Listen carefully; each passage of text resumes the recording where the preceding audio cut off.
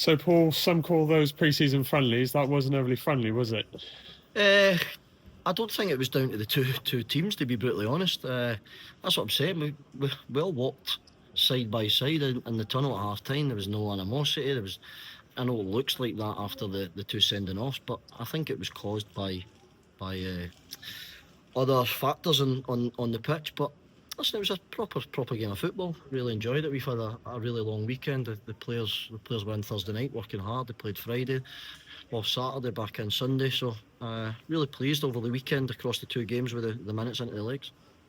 I know both sides were down to 10, but does that provide that means the players have to cover a bit more space? Does that give your guys a bit? Yeah, probably test? covers a bit more distance. And obviously when two players get sent off, the common sense thing would be to just stay 11v11. However, common sense didn't prevail today. So we just dealt with it. And I'm going to touch on the melee as well. When I came to this football club, people were moaning about Hereford were soft touch. We won't be a soft touch. I won't apologise for how I'm at the side. I'm passionate. I want to win. I want to kick every ball. I will stand in front of those players, albeit I had to stand there because I've already booked, so I couldn't go on the pitch. But I'll stand in front of those lads every time. And you see the camaraderie they've got. They'll stick together no matter what. I'll take the punishment that comes if there is a punishment.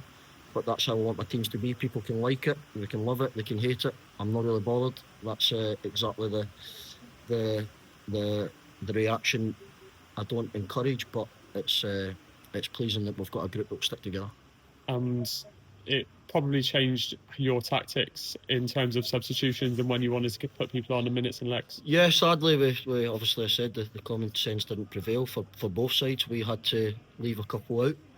Keenan ended up having to play the 90 just in terms of positionally, which was fine. But no, I think there's people out there that would rather we spoke about them and give them the light of day. But I think it was pretty poor in terms of both teams. But both teams dealt with it. It was a proper game of football. Enjoyed it. Malvern been really accommodating. Again, there was no animosity apart from that. It was probably a build up of what had been happening previously. Two new signings in recently. We'll start off with the first one came through on Wednesday, Gus.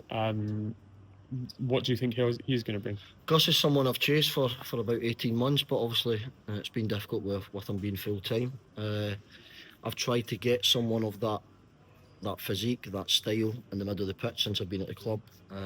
So it's not as if I've never recognised it. I've recognised it from day one, but people like that, it's really hard to come by. He's experienced, he's physical, he'll put his foot in, and really pleased. I think it's a big signing for us, and it'll be a big play for us.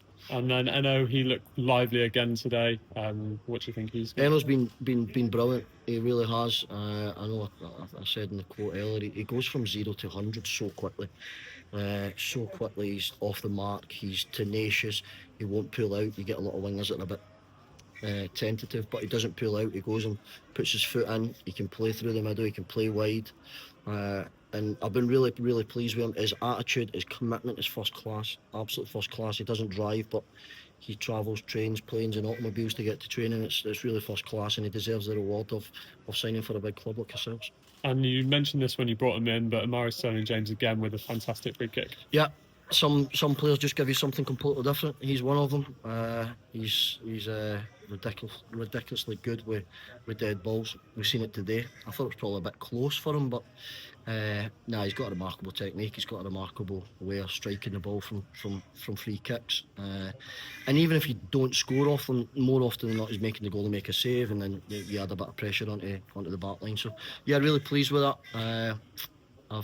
I think their goal was offside as well, but that's not an excuse. We should have defended it far better. Mars should have done better in the middle of the pitch. Kyle stepped up probably a bit too high, and then we're just kind of a bit disjointed. But no point of talking about the negatives. There's loads of positives. We'll cover everything Tuesday and we're back into them.